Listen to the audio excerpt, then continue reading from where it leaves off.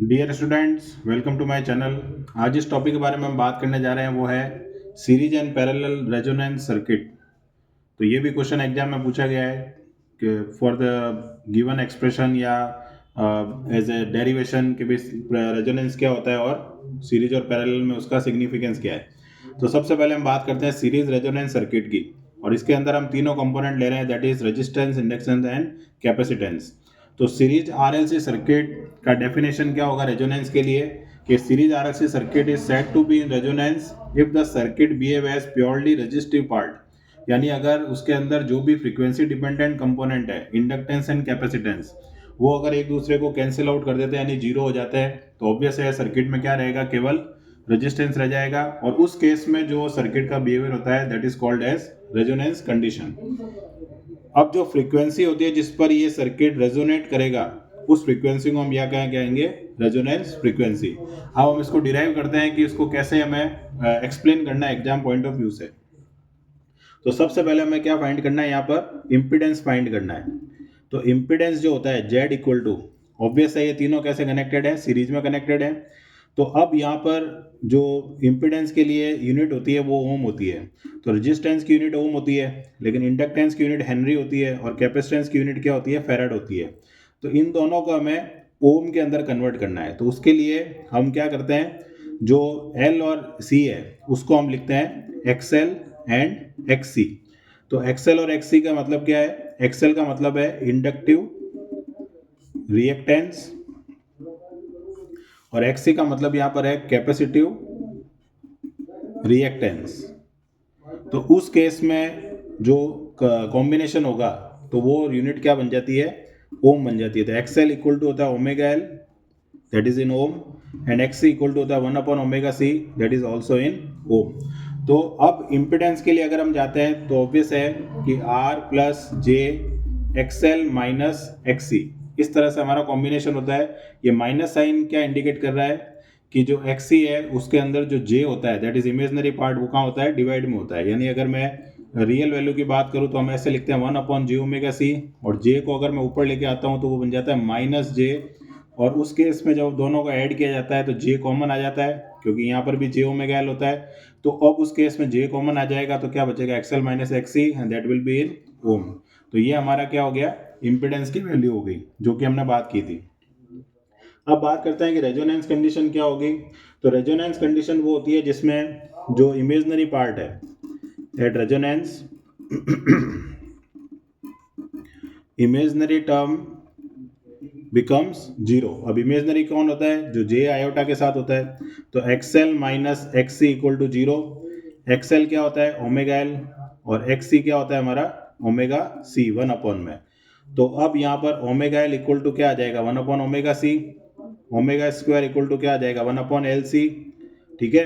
अब क्योंकि ये रेजोनेंस फ्रीक्वेंसी के लिए हम टर्म यूज़ कर रहे हैं, तो उस केस में जो ओमेगा है उसको हम क्या कर देते हैं, ओमेगा नॉट। तो omega not square equal to 1 upon L C, तो ओमेगा नॉट क्या हो जाएगा, 1 upon under root L C, and that will be in radian per second. तो ये जो फ्रीक्वेंसी आई है हमारे पास, और इसको अगर मैं हर्ट्स में लिखना चाहता हूँ तो ओमेगा नॉट क्या होता है, 2 पाई एफ नॉट होता है। तो एफ नॉट की वैल्यू हमारे पास क्या आ जाएगी, 1 upon 2 pi under root L C, that will mean hertz. तो ये जो ओमेगा नॉट और एफ नॉट हमने मेंशन किया है, they are called resonant frequency. और उस केस में जब हम बात करते हैं कि एक्सएल और एक्ससी जो है वो जीरो हो जाता है, तो जेड का जो वैल्यू होगा इम्पिडेंस, वो क्या रह जाएगा, R plus zero, that is Z equal to R. अब जेड इक्वल टू आर का मतलब क्या हुआ कि एक्सएल माइनस एक्ससी अगर जीरो हो गया तो इसका मतलब ओवरऑल जो जेड है, जो टोटल जेड है, उसकी वैल्यू क्या हो गई, यहाँ पर डिक्रीज हो गई है, क्योंकि जेड क्या हो गया यहाँ पर, मिनिमम हो गया है, that is equal to R. क्योंकि पहले क्या था, Z equal to R plus j XL minus XC था। अगर मैं इसका मैग्नीट्यूड निकालता हूँ, मैग्नीट्यूड, तो mod of Z equal to क्या होगा, under root of R square plus XL minus XC का होल स्क्वायर। तो अगर ये टर्म जीरो हो जाती है, इसका मतलब जो ओवरऑल जेड है वो क्या हो गया, zero. If Z minimum equal to R हो जाता है, यानी इम्पिडेंस रिड्यूस हो जाता है, तो जो करंट होती है that will become maximum. Because I is inversely proportional to R. तो इसका मतलब क्या हुआ कि हम क्या कह सकते हैं कि at resonance current will be maximum. तो ये भी एक प्रॉपर्टी होगी रेजोनेंस की जिसमें करंट क्या हो जाती है, इंक्रीज हो जाती है। तो अब इस तरह से हमें सीरीज रेजोनेंस के अंदर जो रेजोनेंस फ्रीक्वेंसी है उसको डिटरमाइन करना है। अब हम बात करते हैं पैरेलल रेजोनेंस की। तो पैरेलल रेजोनेंस में हमें क्या चीज़ फाइंड करनी है और किस तरह से इसको सॉल्व करना है। तो पैरेलल रेजोनेंस है तो ऑब्वियस है कि हमारे पास जो भी सर्किट होगा उसमें जो कंपोनेंट होंगे आर, एक्सएल और एक्ससी, वो तीनों आपस में कैसे कनेक्ट होंगे, पैरेलल में। तो अब हम क्या करेंगे, हमने एक सर्किट लिया है जिसके अंदर वी एसी सिग्नल है और यहाँ पैरेलल है तो करंट क्या हो रही है, डिवाइड हो रही है, टोटल करंट जो भी है हमारी। अब उस केस में हम क्या करेंगे, यहाँ पर सबसे पहले एडमिटेंस फाइंड कर रहे हैं यहाँ पर। अब एडमिटेंस का मतलब हम जानते हैं कि एडमिटेंस को हम वाई से रिप्रेजेंट करते हैं जो कि जेड का क्या होता है, इनवर्स होता है। तो 1/z इक्वलेंट क्या हो जाएगा, वाई इक्वलेंट। तो जेड कैलकुलेट करेंगे अगर मैं, तो उस केस में ये दोनों सीरीज है उसके साथ ये पैरेलल है, तो इससे अच्छा हम वाई कैलकुलेट कर लेते हैं और फिर लास्ट में जाके उसको इन्वर्स भी कर सकते हैं। हम जानते हैं ये चीज़ कि वाई और जेड एक दूसरे के क्या है, इन्वर्स है। तो वाई की वैल्यू क्या होगी, वाई इक्वलेंट की यहाँ पर कि -1/-j(xc), ये वाला जो चीज़ है, ठीक है। और दूसरा वैल्यू क्या आएगा हमारे पास, +1+j(xl), ये दोनों कैसे कनेक्ट हो गए, सीरीज में। और ये क्या है, वैल्यू लिख दी हमने। और क्योंकि ये दोनों है पैरेलल जो कि जेड में है, तो वाई के लिए क्या होगा, देखो जेड के लिए जो सीरीज में है वो वाई के लिए क्या हो जाएगा, पैरेलल में। और वाइस वर्सा हो जाएगा कि जो वाई के लिए पैरेलल है वो जेड के लिए सीरीज में है ना। तो अब यहाँ पर जेड के लिए ये पैरेलल है तो वाई के लिए क्या हो गया, ये सीरीज हो गया। तो एक तरह से हमने दोनों को क्या कर दिया, यहाँ पर ऐड कर दिया। अब देखो ये जे नेगेटिव नीचे है, अगर मैं ऊपर लेके जाऊंगा तो ये क्या हो जाएगा, JXC, ठीक है। अब मैं यहाँ पर क्या कर रहा हूँ, रेशनलाइजेशन कर रहा हूँ। तो रेशनलाइजेशन में हम क्या करते हैं, जो अपोजिट साइन होता है उस टर्म से ऊपर नीचे क्या कर देते हैं, मल्टीप्लाई एंड डिवाइड।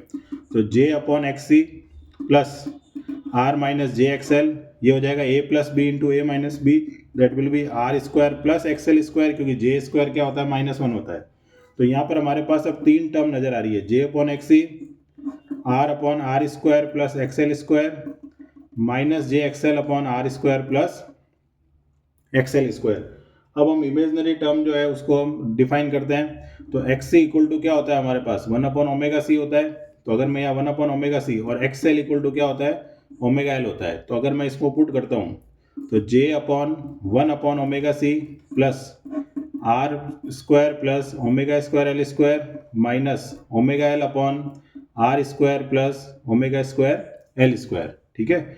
ωc कहाँ आ जाएगा, ऊपर आ जाएगा। तो JωC R/R² plus ω² minus JωL/R² plus ω²L²।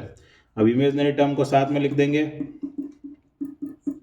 तो ये J और J कॉमन आ जाएगा। तो ωc minus ωL/R² plus ω²L², ये टर्म आ गई हमारे पास। अभी हमने थोड़ी देर पहले सीरीज रेजोनेंस में देखा था कि जब रेजोनेंस की बात आती है तो जो इमेजनरी टर्म है उसको हम इक्वल टू क्या कर देते हैं, 0 कर देते हैं। तो जो इमेजनरी टर्म है उसको अगर मैं 0 करता हूँ तो पुट या equate imaginary term to 0 at resonance. तो उस केस में क्या होगा, ωc minus ωL/R² plus ω²L², that is equal to 0। तो ωc इक्वल टू क्या हो जाएगा, ωL/R² प्लस ω²L²। अब मैं क्रॉस मल्टीप्लाई अगर करता हूँ तो यहाँ पर हमारे पास क्या टर्म बनेगी, R² प्लस ω²L², ओमेगा से ओमेगा हम कैंसिल आउट कर सकते हैं, C इक्वल टू L, ठीक है। अब यहाँ पर मुझे क्या करना है, ω² को एक तरफ रखना है। तो इसका मतलब क्या हुआ कि R²C plus ω²L²C is equal to L। तो ω²L²C is equal to L minus R²C। तो ω² इक्वल टू क्या हो जाएगा, L/L² माइनस R²C/L², C से C यहाँ कैंसिल आउट हो गया, एक L कैंसिल आउट हो गया। तो 1/LC माइनस R²/L²। तो ये हमारे पास किसकी वैल्यू आ गई, ω² की। अब ω² की वैल्यू अगर आ गई है तो उसको हम ω0 यानी रेजोनेंस फ्रीक्वेंसी नाम दे देंगे। तो 1/LC minus R²/L²। L square. अब ओमेगा नॉट खुद क्या होता है, 2 पाई एफ नॉट होता है, तो ये वैल्यू आ गई हमारे पास R square upon L square. तो एफ नॉट यानी रेजोनेंस फ्रीक्वेंसी की वैल्यू क्या आ गई, 1/2 pi under root 1/LC minus R square upon L square, that will be in hertz. अब यहाँ पर अगर मैं बात करता हूँ, अगर इस वैल्यू को हम सब्स्टिट्यूट करते हैं ओमेगा की, ताकि हम एडमिटेंस की वैल्यू फाइंड कर सकें, तो put value of omega naught that is resonance frequency in जो हमारी इक्वेशन थी, इक्वेशन हम नाम दे देते हैं इसको, ये जो इक्वेशन थी हमारे जिसमें रियल और इमेजिनरी दोनों टर्म थी, इसको नाम दे रहा हूँ मैं 1। तो पुट इन 1 इन इक्वेशन 1। तो पुट करेंगे तो क्या होगा, ओमेगा की वैल्यू अगर मैं पुट करता हूँ तो इमेजिनरी टर्म हमारी क्या हो जाएगी, 0 हो जाएगी एक तरह से। तो y इक्वलेंट जो आएगा हमारे पास वो क्या आ जाएगा, पहले हमारे पास क्या बचेगा, R square plus omega square L square. अब ओमेगा स्क्वायर की वैल्यू अगर पुट करोगे आप, तो आपके पास जो y इक्वलेंट की वैल्यू आएगी, फाइनल वैल्यू वो आ जाएगी आर सी अपॉन एल। तो जेड नॉट की वैल्यू क्या आ जाएगी, एल अपॉन आर सी, क्योंकि हमें इम्पिडेंस फाइंड करना था। तो ये हमारे पास क्या आ जाएगा, फाइनल इम्पिडेंस की वैल्यू। तो हम देख सकते हैं कि जो हमारा सीरीज रेजोनेंस सर्किट था उसके अंदर जो इम्पिडेंस की वैल्यू आई थी वो आर आई थी, लेकिन जो पैरेलल रेजोनेंट सर्किट है उसके अंदर क्या आई है, एल अपॉन आर सी आई है। तो इस तरह से आपको एग्जाम में सीरीज और पैरेलल रेजोनेंस से इक्वल में अगर कोई क्वेश्चन आता है तो उसको सॉल्व करके फाइंड करना है। मिलते हैं नेक्स्ट वीडियो में, टिल देन गुड बाय।